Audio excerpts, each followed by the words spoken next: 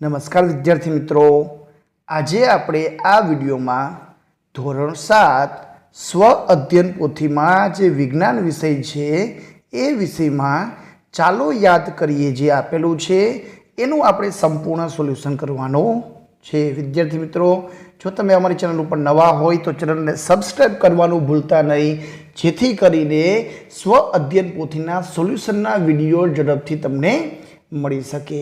ચાલો આપણે ચાલો યાદ કરીએ। સૌથી પહેલાં આપણને અધ્યયન નિષ્પત્તિ, એના આધારે સમજ અને પછી એનો મહાવરો આપેલો છે।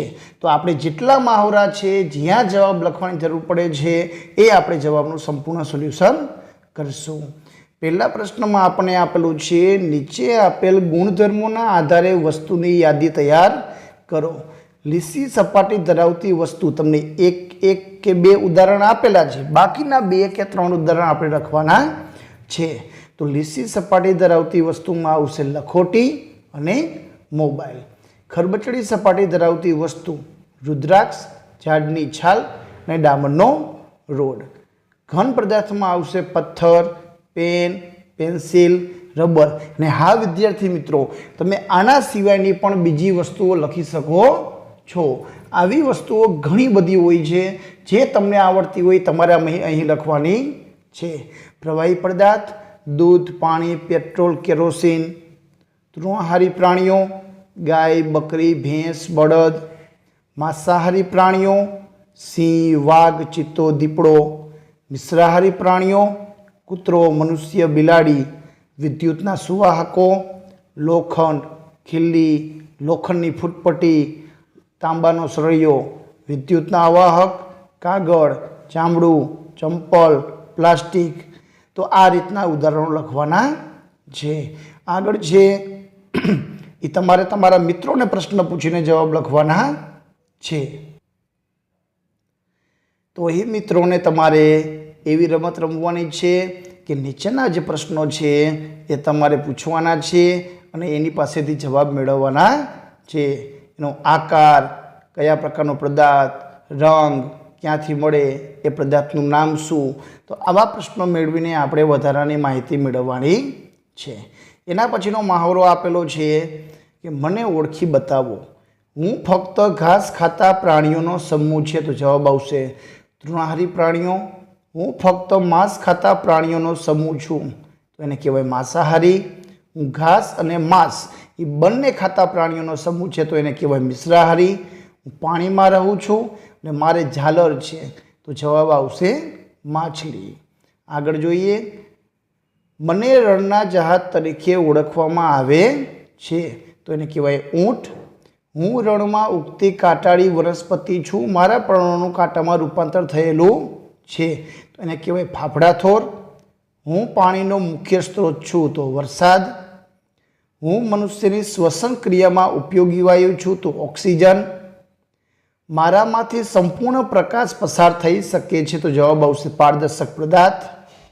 મારામાંથી અંશતઃ પ્રકાશ પસાર થઈ શકે છે, તો પારભાષક। ને મારામાંથી પ્રકાશ પસાર થઈ શકતો નથી, તો એને કહેવાય અપારદર્શક પદાર્થ। આગળ અધ્યયન નિષ્પત્તિ અને સમજ આપેલા છે। રચનાના આધારે મૂળના 2 પ્રકાર, સોટીમય મૂળ, તંતુમય મૂળ। પર્ણના 2 પ્રકાર છે શિરા વિન્યાસના આધારે, એક તો સમાંતર અને એક ઝાલાકાર, જેમાં મધ્ય શિરા અને શિરાઓ બંને આવે છે। નીચે પ્રશ્ન આપેલો છે કે પેન, પેન્સિલ, ચાવી, ચોક, તો કઈ વસ્તુ અલગ પડે છે? રાઉન્ડ કરો તો ચાવી, કેમ કે તે લોખંડની છે એટલા માટે એ અલગ પડે છે, એ તમારે ચર્ચા કરવાની છે। આગળ જોઈએ તો એ પ્રશ્નોની ચર્ચા કરીને તમારે જવાબ લખવાના છે। કાર્યના આધારે માનવ શરીરના અંગો કેટલા છે? તો પાચન માટેના, શ્વસન માટેના, રુધિર પરિવહન માટેના। આગળ તમને મહાવરો આપેલો છે, એમાં આપણને જોડકું આપેલું છે, યોગ્ય જોડકા જોડો। પહેલું છે વણાટ, તો એમાં આવશે સાળ। બીજું છે કાતવું, કાતવામાં આવશે ડી, ચરખાની જરૂર પડે। ત્રીજું ગૂંથણ, એમાં આવશે ઈ, ઊનને ગૂંથવાની હોય। અને 4 ચૂંટવું, એમાં આવશે સી, કપાસને ચૂંટવાનો હોય, ભેગો કરવાનો હોય। તો આ રીતે જવાબ લખવાના છે। નીચે આપેલા પ્રશ્નના આધારે યોગ્ય વિકલ્પ પસંદ કરીને જવાબ લખવાના છે। નીચેનામાંથી અસંગત વસ્તુ કે પદાર્થ જણાવો। તો જવાબ આવશે પાઠ્યપુસ્તક, બાકી બધા પ્લાસ્ટિકની વસ્તુ બને, પાઠ્યપુસ્તક કાગળની વસ્તુ। નીચેના પૈકી કયો પદાર્થ પાણીમાં અદ્રાવ્ય નથી? તો જવાબ આવશે મીઠું। અદ્રાવ્ય નથી એટલે કે દ્રાવ્ય છે તો મીઠું આવશે। કારનો આગળનો કાચ કેવા પ્રકારનો હોય છે? પારદર્શક, જેની આરપાર જોઈ શકાય છે। નીચેના પૈકી કઈ વસ્તુ કાગળની બનેલી નથી? તો પેન્સિલ। નીચેના પૈકી કઈ વસ્તુ લાકડામાંથી બની શકે? તો ખુરશી, ટેબલ, હળ બધું જ બની શકે। તો જવાબ આવશે આપેલ તમામ। તો આ રીતે જવાબ લખવાના છે। એના પછી અધ્યયન નિષ્પત્તિ આપેલી છે, એની સમજ આપેલી છે ને એના આધારે મહાવરો આપેલો છે। મહાવરામાં આપેલું છે નીચેના આપેલા પદાર્થોનું વર્ગીકરણ કરો। એ વર્ગીકરણ ખોરાક તરીકે વપરાતા મૂળ, ખોરાક તરીકે વપરાતા પ્રકાંડ અને ખોરાક તરીકે વપરાતા પર્ણો। તો આ રીતનું સોલ્યુશન કરવાનું છે।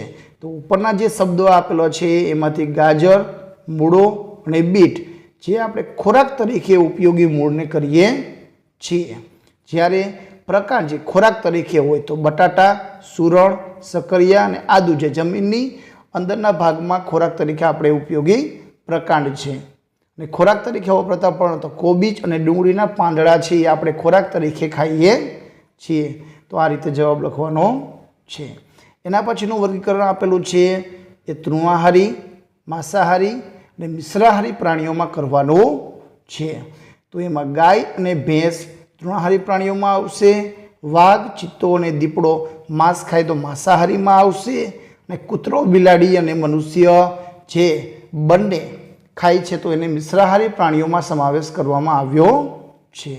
એના પછીનું આપેલું છે નીચેના પદાર્થોનું વર્ગીકરણ લીસા અને ખરબચડા પદાર્થોમાં કરવાનું છે। તો ઉપર જે કાઉન્સમાં શબ્દો આપેલા છે એમાંથી એક લખોટી, પ્યાલો, પ્લાસ્ટિકની પેન, લાકડાની પટ્ટી જે લીસા પદાર્થમાં આવે છે, જ્યારે ઈંટ, ડામરનો રોડ, ટુવાલ, અનનાસ અને રુદ્રાક્ષનો મણકો એ ખરબચડા પદાર્થમાં આવે છે। આગળ જોઈએ એના પછીનું આપેલું છે વર્ગીકરણ એ છોડ, ક્ષુપ ને વૃક્ષમાં કરવાનું છે। જે સૌથી નાના હોય છે એ છોડ, જે મધ્યમ હોય છે વૃક્ષ પણ ઊંચા કદના નહીં એ છોડ, ને સૌથી મોટા એ વૃક્ષો।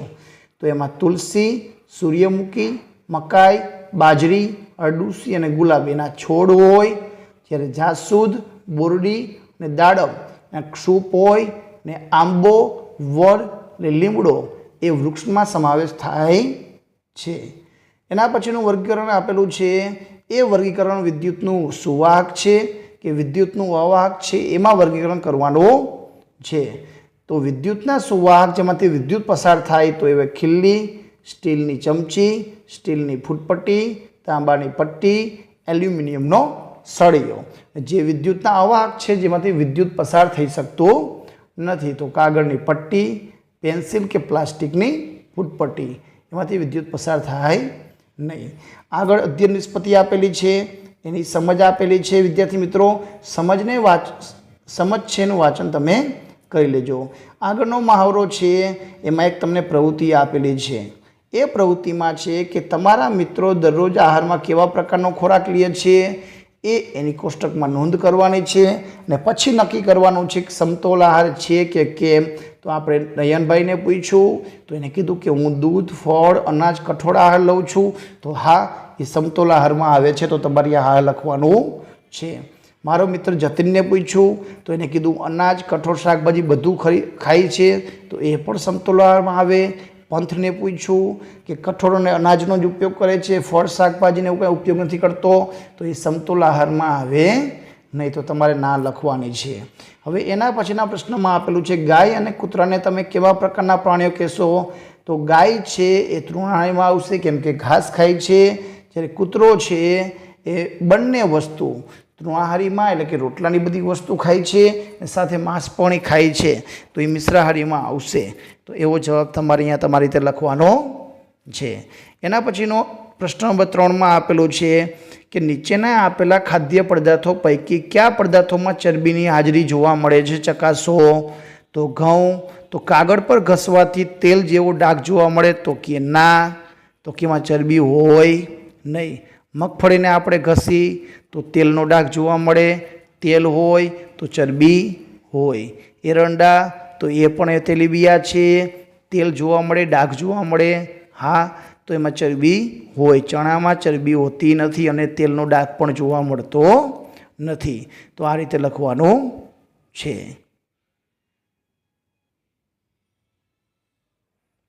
તેથી મિત્રો હવે પછીનું આગળનું સોલ્યુશન આપણે વિડીયો ભાગ નંબર 2માં કરશું. જો તમે અમારી ચેનલ ઉપર નવા હોય તો ચેનલને સબસ્ક્રાઈબ કરવાનું ભૂલતા નહીં, જેથી કરીને નવો વિડીયો ઝડપથી તમને મળી શકે.